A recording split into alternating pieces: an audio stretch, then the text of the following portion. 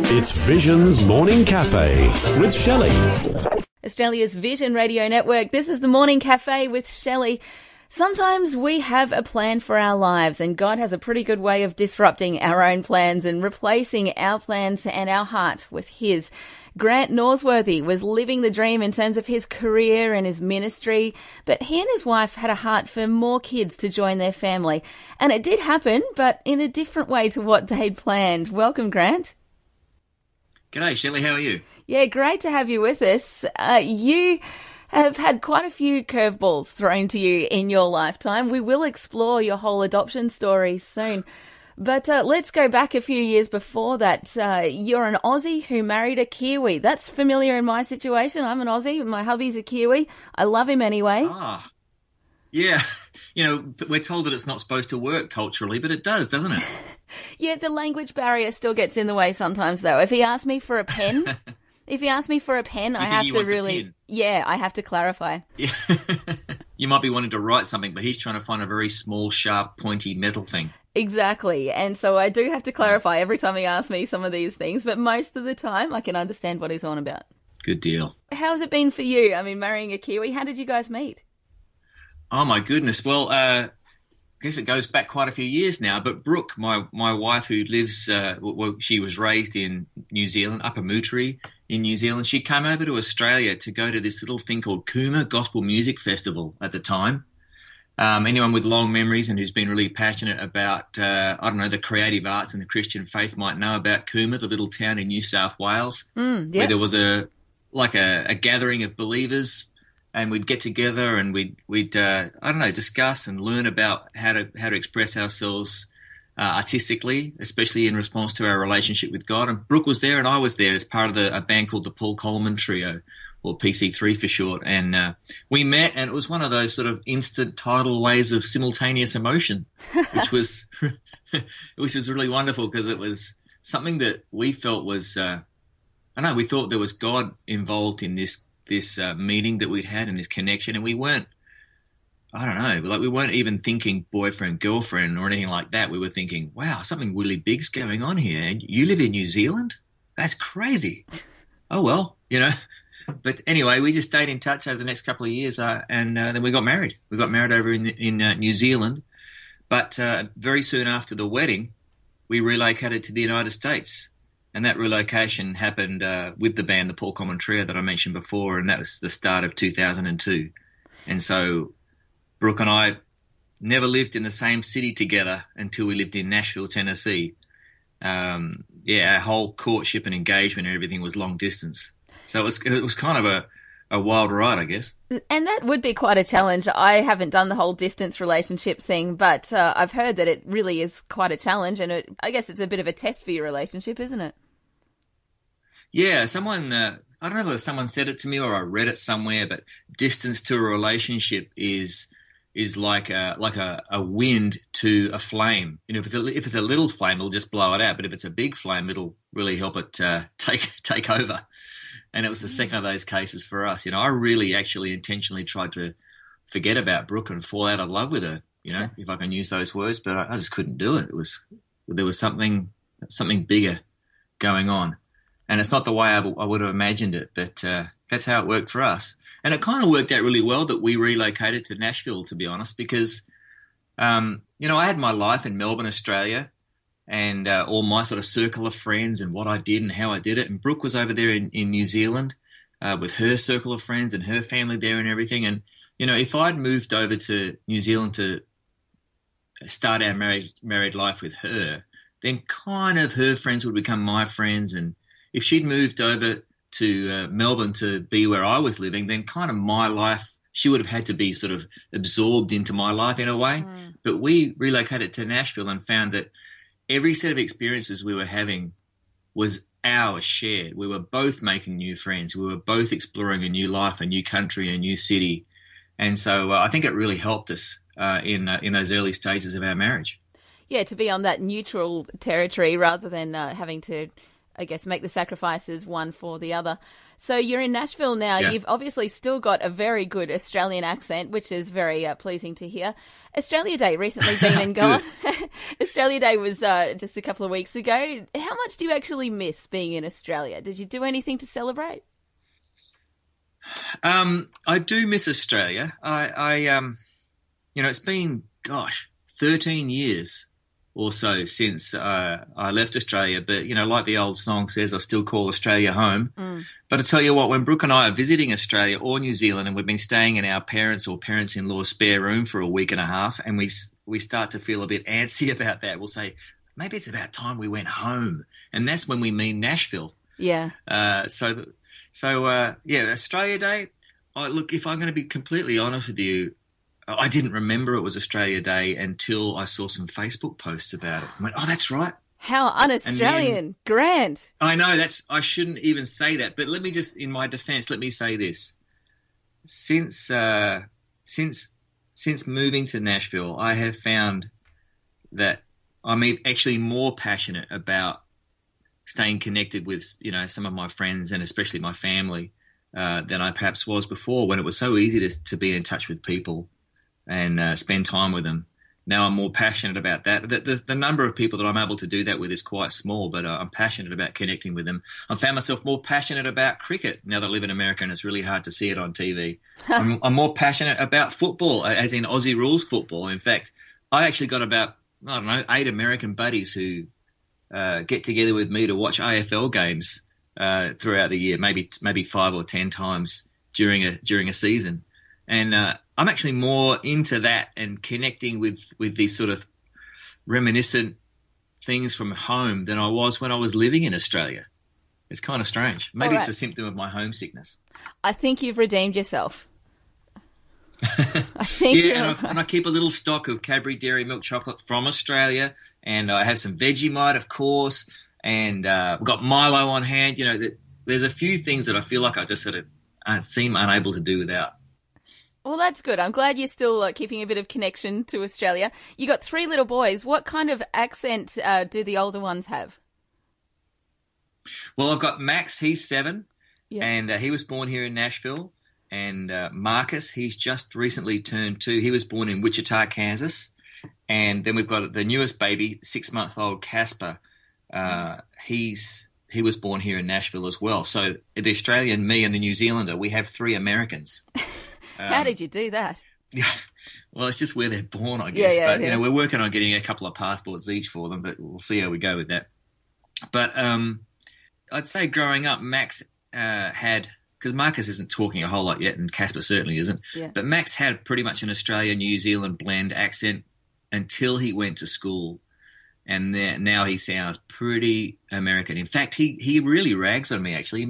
He makes fun of me because he likes the way I speak in my Australian accent. But every now and again, to be understood in America, I have to sort of switch on the American accent a bit. Yeah.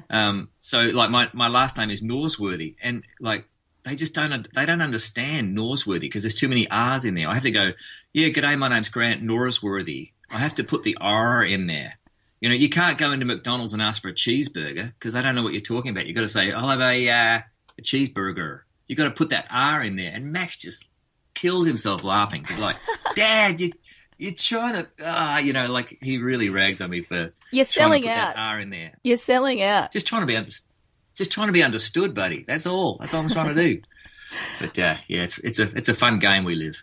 The Morning Cafe with Shelley, and our coffee conversation this morning is with Grant Norsworthy. Grant, I've got my coffee in hand. What are you having this morning? Well, it's actually not morning. It's yesterday for me. It's the afternoon. Oh, okay. So you're not having coffee then? Time difference. No, I had coffee this morning. I had a cup of tea earlier, and now I'm sipping on filtered water. Oh, okay. The much healthier option. Grant, we know you best from, I guess most people know you best from being the bassist in Paul Coleman Trio.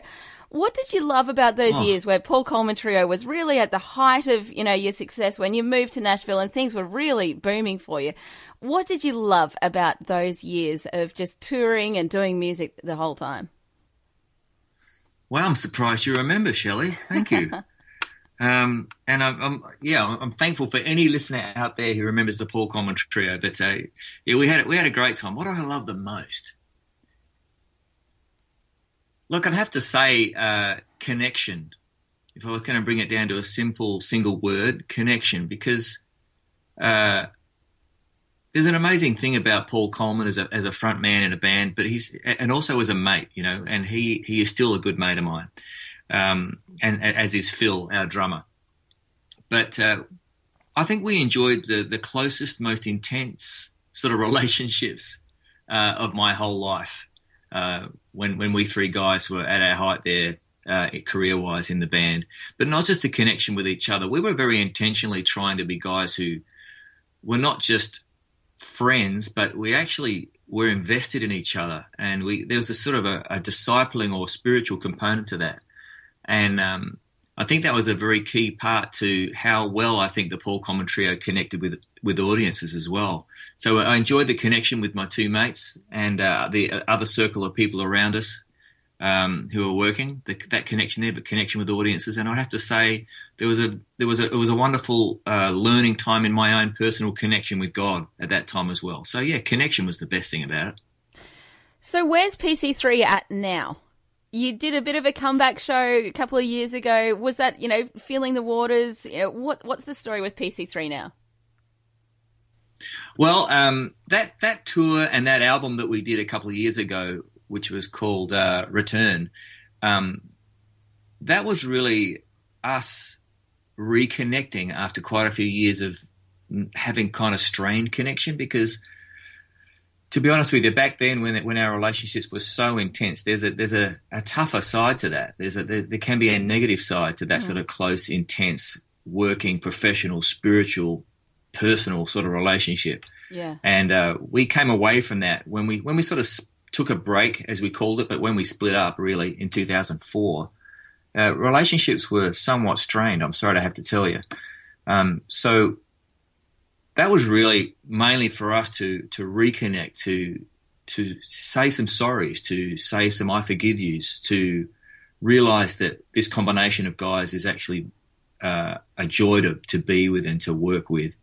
And we hoped that out of it would come some songs and some shows that people would enjoy.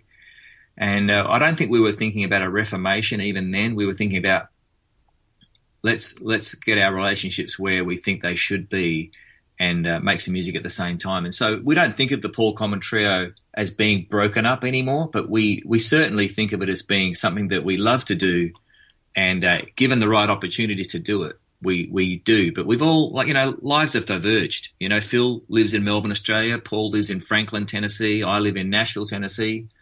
And for us to get together and do stuff is really difficult, but it's not impossible. And we all have in our hearts this warmness for each other and a warmth for PC3. And like I say, I wouldn't mind betting that one day we'll do something else together. But that tour and that album weren't, all right, we're back. It was like, let's just do this and not be too 5-year plan about it. Let's just be a bit more whimsical and serendipitous about it. And see what happens, and I'm so glad we did. That's really a great way to be, and I'm so glad you did make those connections again. And like you say, saying those sorries and making amends for anything that was said and done beforehand, I think that's really a great example for you guys to be setting for yourself and those around you as well. These days, you're still a musician, probably even more so than that, you're a speaker as well. We'll get to that in a minute, but I guess your first role at the moment is to be a husband and a father to your 3 kids. And there is quite a story as to how God brought them into your family. So you have 2 biological kids now, but you have 1 adopted son as well. So tell us the story of Marcus's adoption. Why did you choose to go down the adoption path? I'm so glad you are, because I love to tell this story. But as it happens, Marcus is biological as well.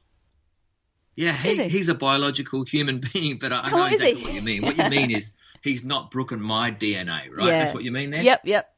It's so funny because there's a whole different language around adoption that I never realised until I started thinking about adoption for my family. We had Max in our family. And we never imagined ourselves as being, just three of us with an only child. But it seemed that to fall pregnant again in the quote unquote usual way, for Brooke and me seemed to be very tough. And we did some exploring of the medical options there and really tried to see whether we could use medicine to, kickstart the natural way of expanding your family. But it was getting really, really difficult. It was a real strain on us as a couple. It really felt to us like we were inviting this very cold, hard, expensive medical machine in between Brooke and me. And I wouldn't mind betting there's quite a few listeners who, in one way or another, struggle with fertility issues. And I just want to make this really clear. I'm not making any statement about your situation or how you're choosing to deal with that situation. But for Brooke and me, we found that we just could not go further down that path than we did. It was getting very, very invasive and very much about test tubes and cubicles and syringes, and it was getting ugly. And it didn't seem to be about love. Yeah. And Brooke started talking to me about adoption. And I started to realize that there was a huge amount of reasoning in me about wanting to have another baby in our family that was actually quite selfish. I hope I can explain this right.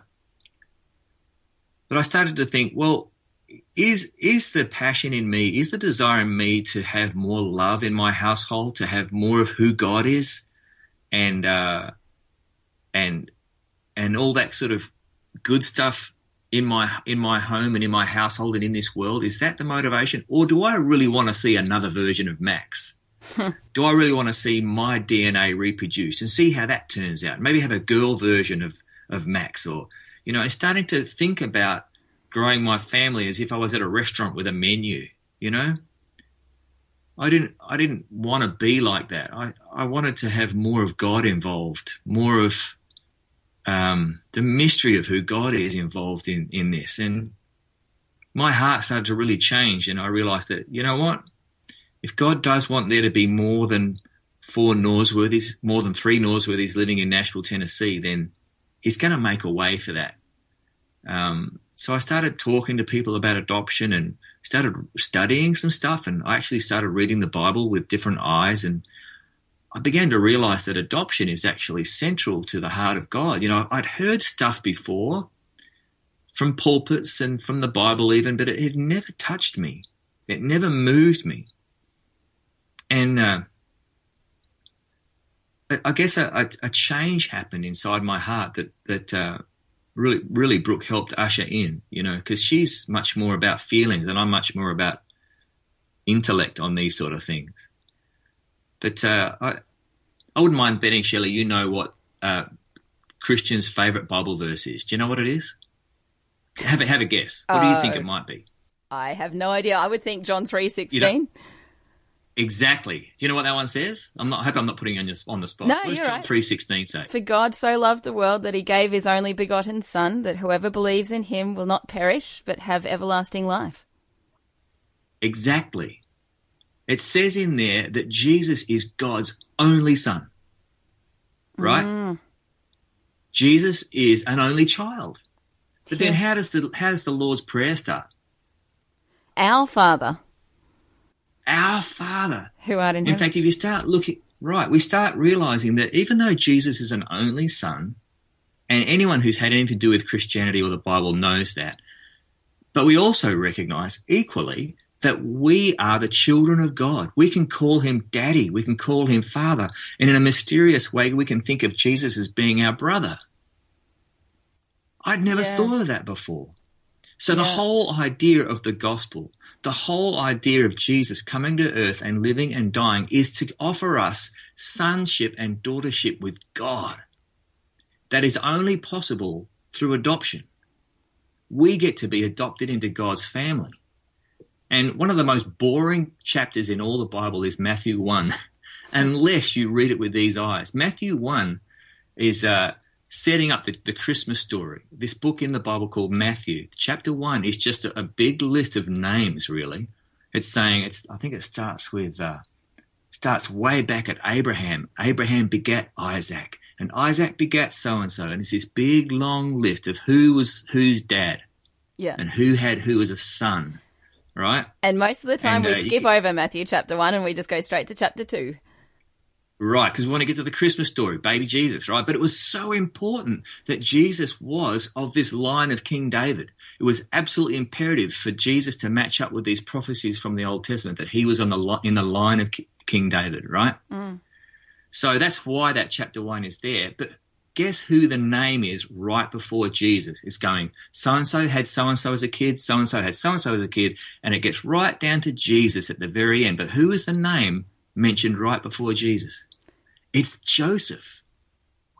Oh, that's cool. Joseph is not the biological DNA the father. Biological or DNA father of Jesus.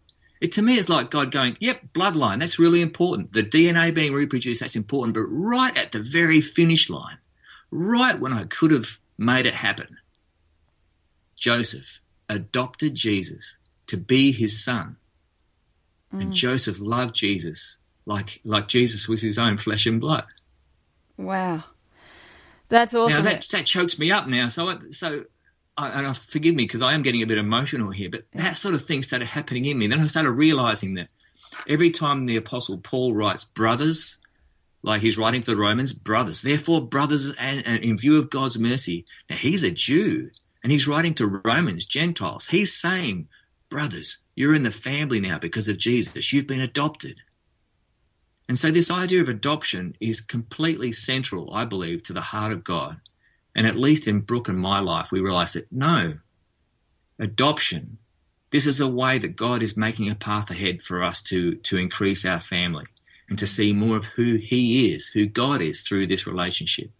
So, the adoption journey is not an easy one. It's an expensive one. But after some time and some fundraising, little baby Marcus came to our life, a little kid with all sorts of health issues and difficulties because he was born very premature.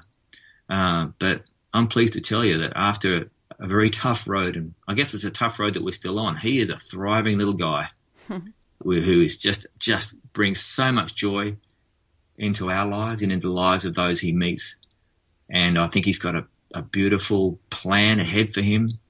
That's going to bring glory to God. And surprise, surprise, we have another son that we were not expecting to have arrive, Casper. We'd been told by medical people, you guys, the whole getting pregnant thing, that's kind of not going to happen for you guys. Well, I don't know. We've got 3 boys now. And Casper was born about 6 months ago. Wow.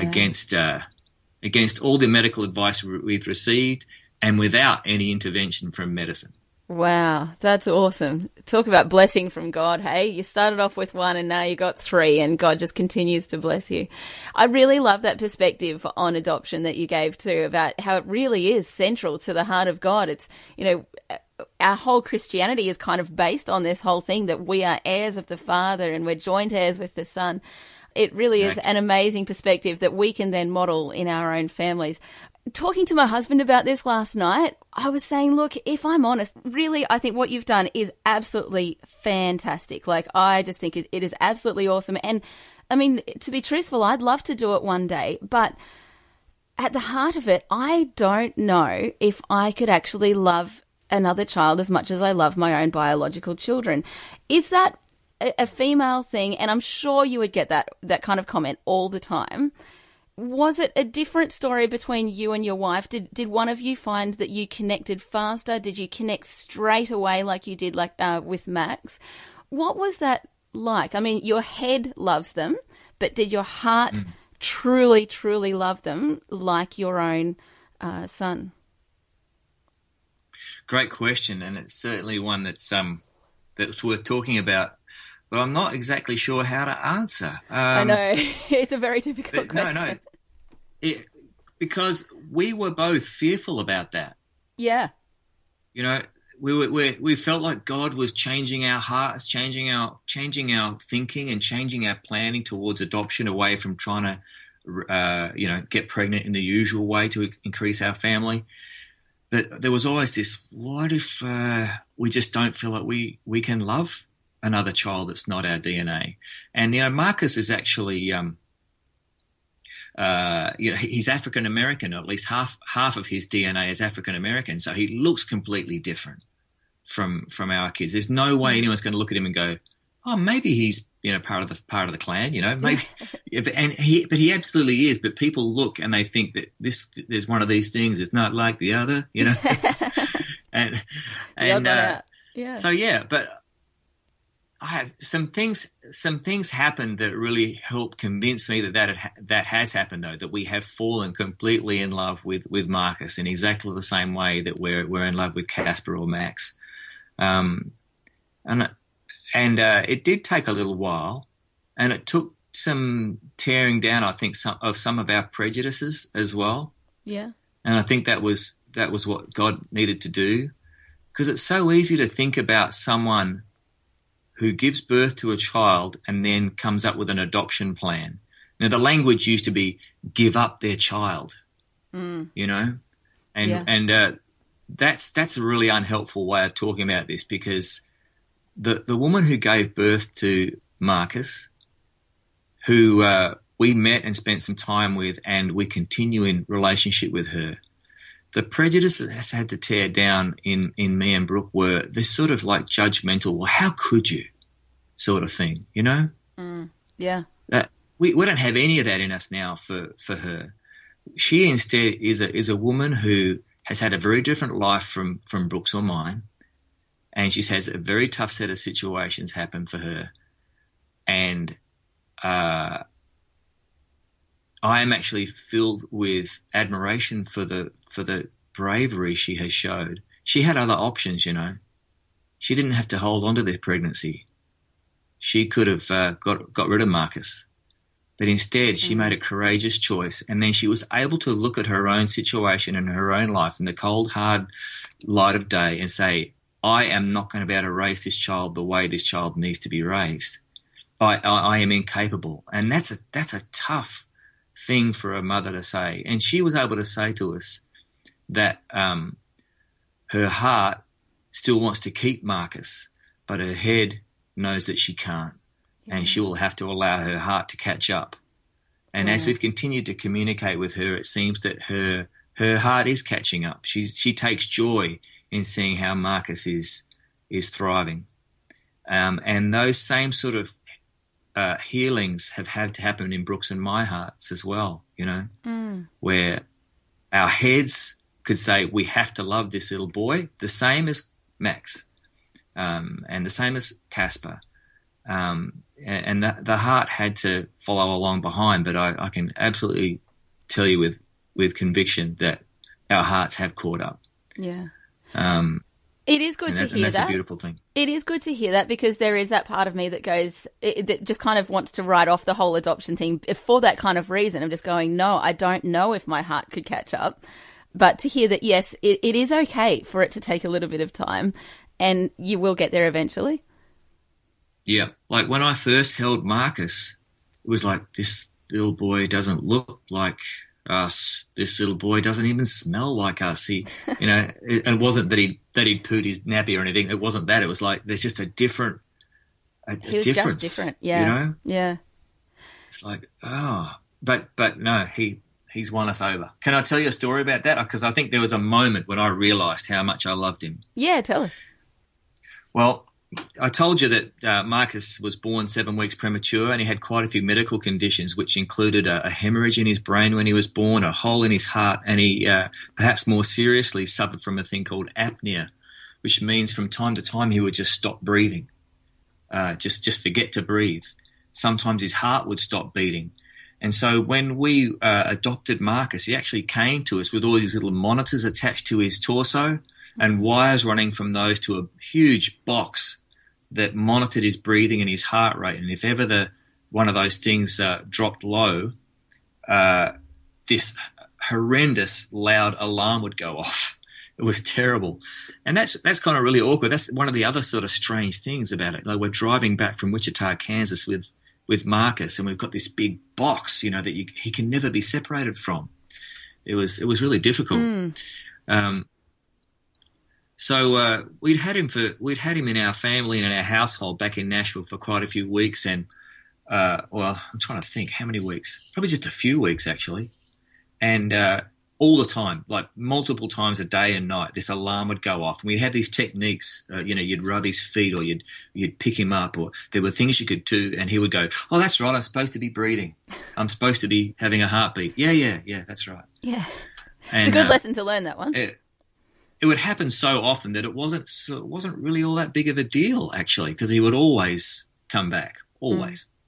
And then we saw some medical practitioners on a Friday, and they said, "Oh, all right, well, he seems to be doing well. Let's just put the monitor machine on him overnight now and when he's having a nap, and let's reduce his caffeine intake," because he was on caffeine, not espresso, folks, a very, very expensive caffeine drug that he had to be having to keep his little system churning.